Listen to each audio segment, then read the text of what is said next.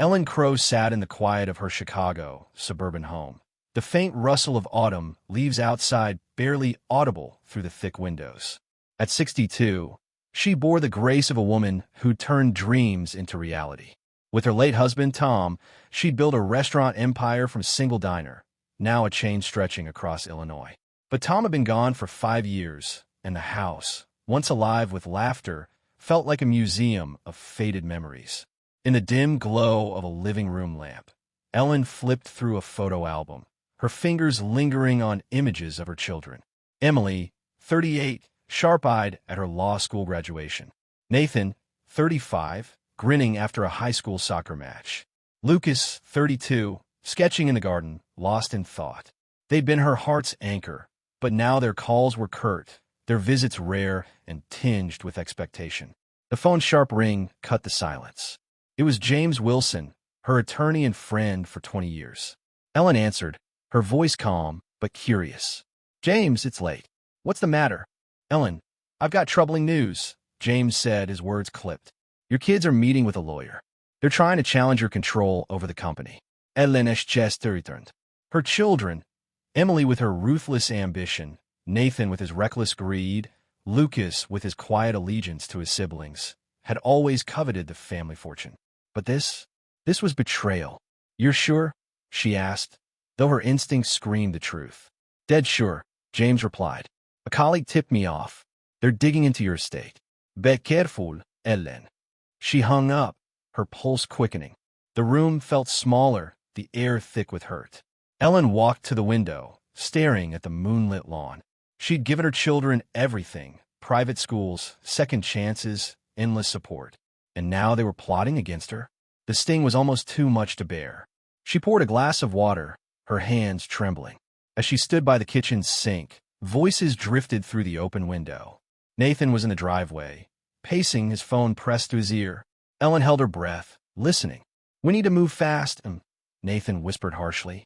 "If we don't get the company now, she'll give it all to some charity. She's not as quick as she used to be." Ellen's blood chilled. Emily was in on it? She leaned closer, heart pounding. Nathan's voice grew colder. "Lucas will go along. He always does. Just keep her in the dark." The call ended, and Nathan slipped into the night. Ellen stood frozen, her mind racing. Her children weren't just greedy. They were conspiring, a united front against her. The pain seared, but also lit a spark of defiance. She wasn't their prey. She returned to the living room, her resolve hardening. She couldn't let them see her waver. If they wanted to fight, she'd meet them head-on, on her terms. Ellen dialed James again. "Start drafting a new will," she said, her voice steady and fierce. "I want it unbreakable." James hesitated. "Ellen, this is big." "You're certain?" "More certain than ever," she said. "They think they can outsmart me. They're about to learn who I am."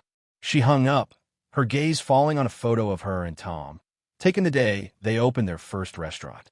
She'd been unstoppable then, a force no one could tame. That fire still burned, and no one, not even her children, would snuff it out. Ellen moved to her study, unlocking a desk drawer. Inside was a folder marked Safeguard. She hadn't touched it since Tom's death, but now it felt like a shield. It held records of every major decision she'd made for the company, and a ledger of her children's failures. Emily's failed startup, bankrolled by Ellen's loans. Nathan's gambling debts, quietly settled. Lucas's aimless ventures, propped up by her patience. She'd kept these as a reminder of her love, not suspicion.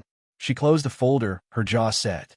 Tomorrow, she'd meet James and plan her defense. But tonight, she let the grief surface. Ellen touched the photo album, her fingers tracing her children's young faces. "Where did you go?" she whispered, her voice breaking. No answer came, but her strength did. Ellen Crow was no one's fool. This was her legacy, and she'd fight to keep it. Ellen Crow woke to the steady patter of rain against her Chicago home's windows, the gray dawn mirroring her restless heart. At 62, she'd faced storms before, building a restaurant empire with her late husband, Tom, through sleepless nights and cutthroat deals. But the betrayal of her children, Emily, 38, Nathan, 35, and Lucas, 32, cut deeper than any business fight. Their plot to seize her company, overheard in Nathan's hissed phone call, had shattered her trust. Now, Ellen was ready to strike back. She dressed with purpose, choosing a navy blazer that felt like armor. In her study, she reviewed the safeguard folder from her locked drawer. Records of her children's financial missteps, each entry a wound she'd once bandaged with love. Emily's failed tech venture, funded by Ellen's loans. Nathan's gambling debts, quietly paid. Lucas's aimless projects, propped up by her faith. These weren't just mistakes, they were leverage. Today, she'd start using it. Her phone buzzed with a text from Emily. "Mom, lunch at the Oak Park house? Just us. We need to talk." Ellen's eyes narrowed. The family estate in Oak Park, where they'd shared countless Sundays, was sacred ground. Emily's invitation wasn't a truce. It was a calculated move. Ellen replied, "Non. I'll be there." She'd walk into their trap, but she'd be the one setting the terms. Before leaving, she called James Wilson, her attorney and friend of 20 years. "I'm meeting the kids," she said, her voice steady. "Dig into their recent moves, bank accounts, emails, anything. And keep that newel ready." Ellen, bekushes, Aimsvornd. "They're desperate." "Desperate makes them sloppy," she replied. "I'm counting on it." The drive to Oak Park was quiet, the rain-slicked streets reflecting Ellen's resolve. The estate loomed ahead, its ivy-covered walls a reminder of better days. Emily learning to ride a bike, Nathan building forts, Lucas drawing chalk murals on the driveway. Ellen steeled herself. Those children were gone. Inside, the dining room felt like a stage. Emily, poised and polished, poured wine. Nathan slouched, his eyes darting. Lucas fidgeted, avoiding her gaze. The air was thick with unspoken tension. "Mom, we're worried about you," Emily began, her voice smooth as glass. "The company's too much for you now. Maybe it's time to pass it to us." Ellen's fingers tightened around her untouched glass. "I'm managing just fine," she said evenly. "You know that." Nathan leaned forward, his jaw tight. "You're being selfish. You'd rather give it all to strangers than your own family." Lucas stayed silent, but his nervous glance at Emily betrayed his allegiance. Ellen saw it all, their unity, their greed. This wasn't a conversation, it was an ambush. "I built this company," she said, her voice cutting. "It's mine to decide." The meal dragged on, their words laced with veiled threats. As Ellen gathered her coat to leave, she felt something odd in her purse. Back in her car, she checked. A folded document slipped inside without her notice. Her heart sank as she read it. A forged addendum to her will, naming Emily as sole heir to the company. The signature was a clumsy imitation of her own. Ellen's hand shook, not with fear, but with fury. They thought her careless enough to miss this? She dialed James. "They've gone too far," she said, sending him a photo of the document. "It's a fake. Can you trace it?" "I'll get on it," James said. "This is fraud, Ellen. We can use it." "Good," she replied, her voice cold. "Because I'm done playing their mother. Now I'm their opponent." Back home, Ellen sat at her desk, the forged document beside her safeguard folder. She wasn't just fighting for her company. She was fighting for her dignity. Her children had crossed a line, and she'd make sure they faced the consequences. But first, she needed allies. She called Sofia Ramirez, a private investigator she'd met through a charity board. At 30, Sofia was sharp, with a knack for uncovering secrets. "I need you to watch my kids," Ellen said. "Find out what they're planning. Every call, every deal." "Sounds personal," Sofia said, her tone professional but warm. "You okay?" "I will be," Ellen replied, "when this is over." As she hung up, Ellen looked at the photo album on her shelf, its pages full of memories she'd once cherished. She didn't open it. Instead, she turned to her computer, pulling up the company's financials. Her children thought they could outmaneuver her, but they'd forgotten who taught them to play the game. Ellen leaned back, her eyes burning with resolve. The forged document was their mistake, and she'd turn it into their downfall.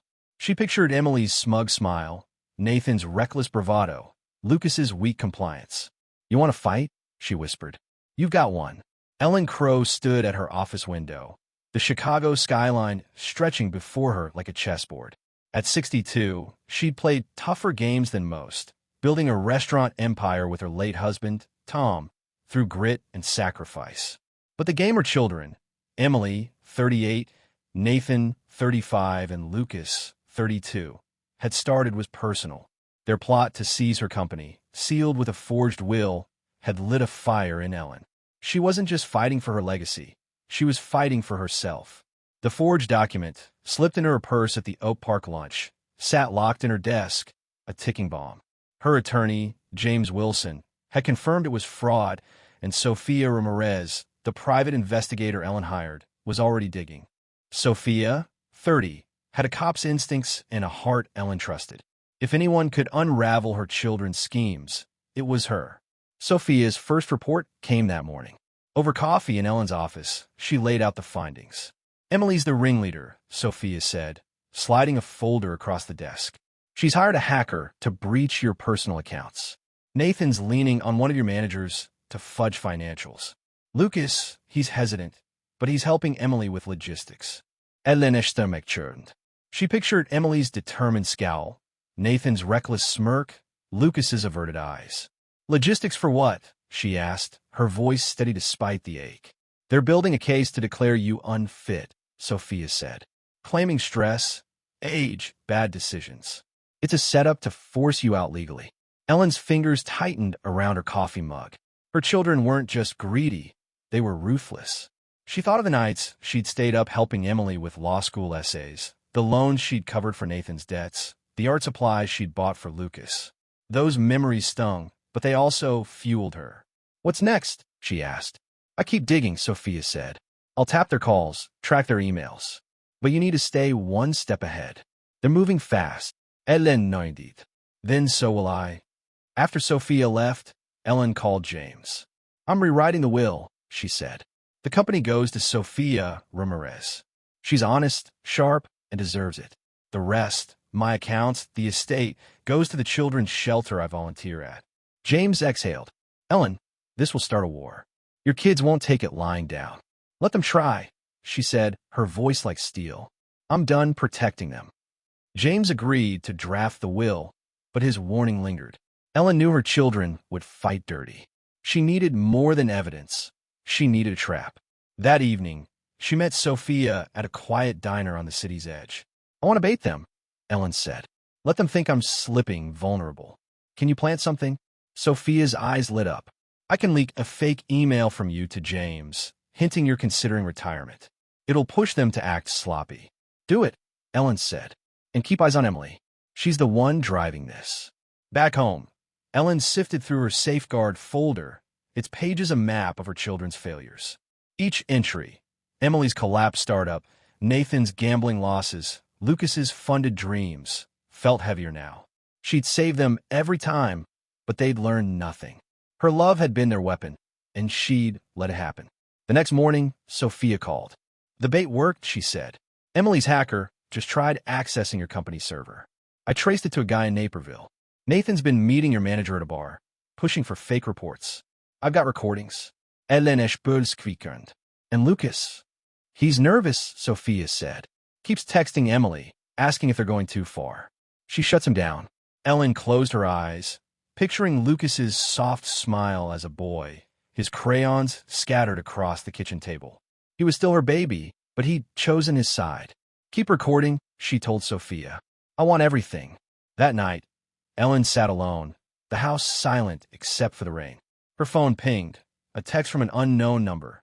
Change the will, or you'll regret it. The words were blunt, the tone unmistakably Nathan's. Fear flickered, but Ellen smothered it. This was her game now.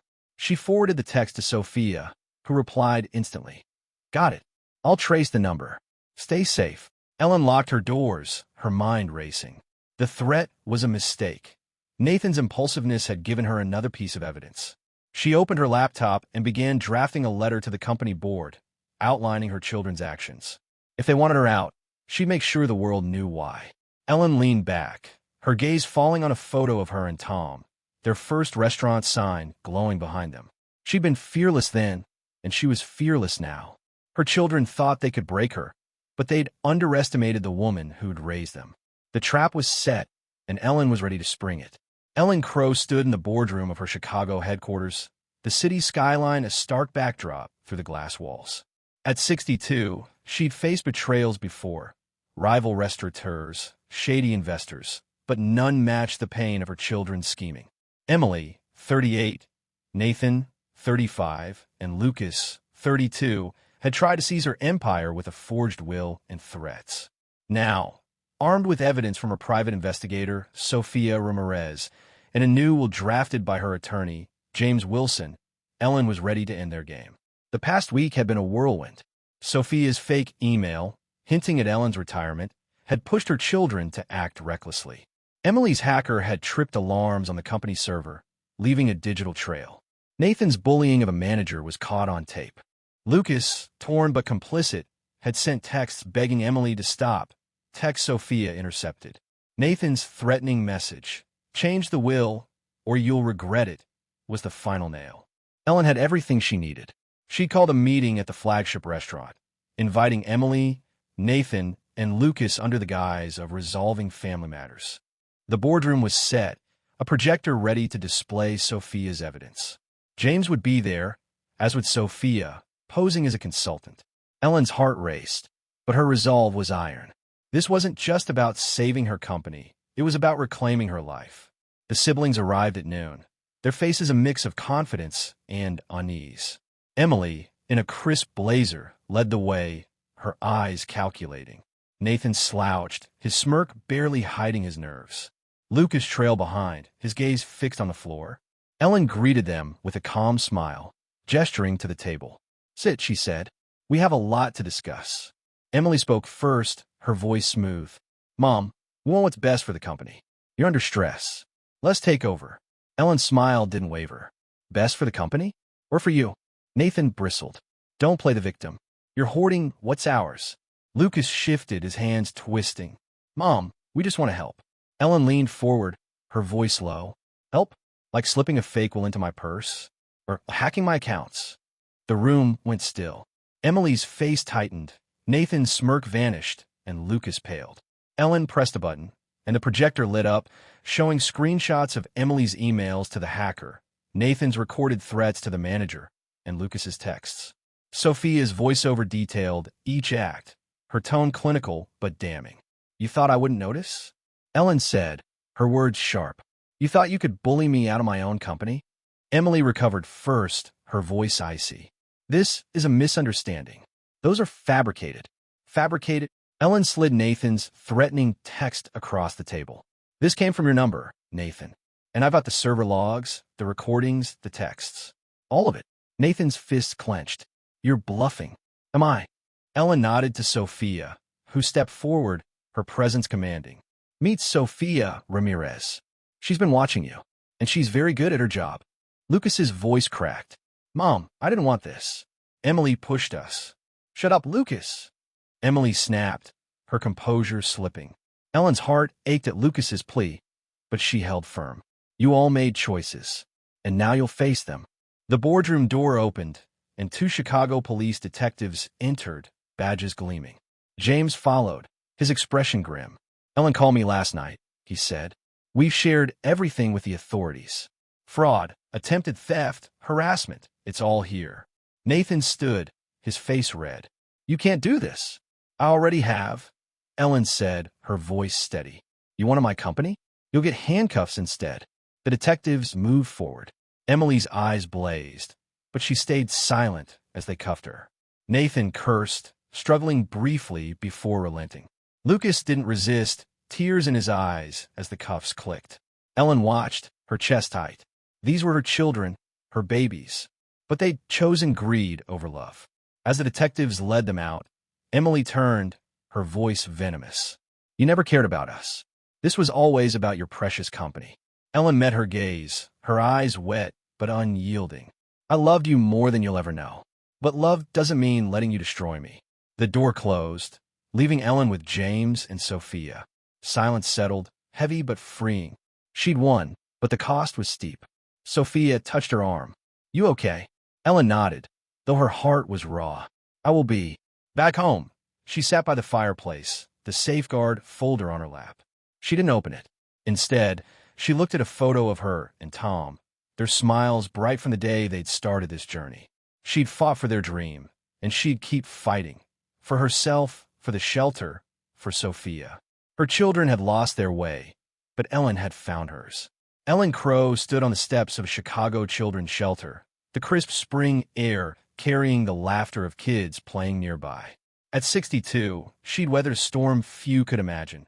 Her children, Emily, 38, Nathan, 35, and Lucas, 32, had tried to steal her restaurant empire through fraud and threats. But Ellen had fought back, exposing their schemes with the help of private investigator Sophia Ramirez and attorney James Wilson. Now, 6 months after their arrest in her boardroom, she was rebuilding her life piece by piece. The trial had been swift. Sophia's evidence, emails, recordings, texts, and Nathan's threatening message was ironclad. Emily, the mastermind, received 3 years for fraud and conspiracy. Nathan, her enforcer, got 5 for fraud and harassment. Lucas, who'd wavered but complied, took a plea deal, earning 2 years of probation and community service for his lesser role. Ellen had sat through every hearing, her face composed, but her heart heavy. These were her children, once her pride, now strangers undone by greed. Today, the shelter buzzed with a fundraiser Ellen had organized. She'd donated most of her personal wealth, her estate, accounts, and investments, to the shelter, a place she'd volunteered at for years. Her company, the heart of her and Tom's legacy, now belonged to Sophia, 30, whose integrity had earned Ellen's trust. Sophia, now CEO, had transformed the business, launching community programs that made Ellen proud. Ellen watched kids chase balloons across the shelter's lawn, their joy a balm to her scars. She thought of the boardroom showdown, Emily's venomous accusation, Nathan's defiance, Lucas's tears. That day, she'd won her company and her dignity, but lost the family she'd loved. The pain lingered, but so did her strength. Sophia approached, holding 2 cups of lemonade. "You did this," she said, nodding at the crowd. "These kids have a future because of you." Ellen smiled, taking a cup. "We did this. You're the one carrying the torch now." Sophia's eyes softened. "How are you holding up? After everything?" Ellen sipped the lemonade, its tartness grounding her. "Better," she said. "It's strange. Losing them hurts, but it's freed me too." Sophia nodded. "You gave them chances. They made their choices." Ellen's gaze drifted to the horizon. She'd spent months replaying her life with Emily, Nathan, and Lucas, teaching Emily to bake, cheering Nathan at soccer, framing Lucas's drawings. Where had she gone wrong? Or had their greed been their own? The questions no longer haunted her. She'd done her best, and that was enough. The trial's final day flashed in her mind. Emily had glared from the dock, unrepentant. Nathan had smirked, as if jail was temporary. But Lucas had looked at her, his voice breaking. "I'm sorry, Mom." Ellen hadn't responded, but his words stayed with her. She wasn't ready to forgive, but she hadn't closed the door entirely. That evening, back in her quieter home, Ellen sat by the fireplace. The safeguard folder, once her weapon, was stored away. She'd kept it, not for vengeance, but as a reminder of her resilience. Her phone pinged, a message from Lucas, sent through his probation officer. "Can we talk when I'm done? I want to make this right." Ellen stared at the words, her heart stirring. She didn't reply, but she saved the message. Maybe one day. She opened a drawer, pulling out a letter she'd written but never sent. It was to Tom, her anchor through 30 years of marriage. "We built something beautiful," she'd written. "I fought for it, for us. I'm still here, Tom, and I'm okay." She folded it, tucking it beside their wedding photo. The grief was there, but so was peace. The next morning, Ellen walked through a park near the shelter, the sun warm on her face. She passed families picnicking, their laughter a gentle echo of her past. She thought of the shelter kids, of Sophia's steady leadership, of the company thriving under new hands. Her legacy wasn't just restaurants. It was the lives she'd touched.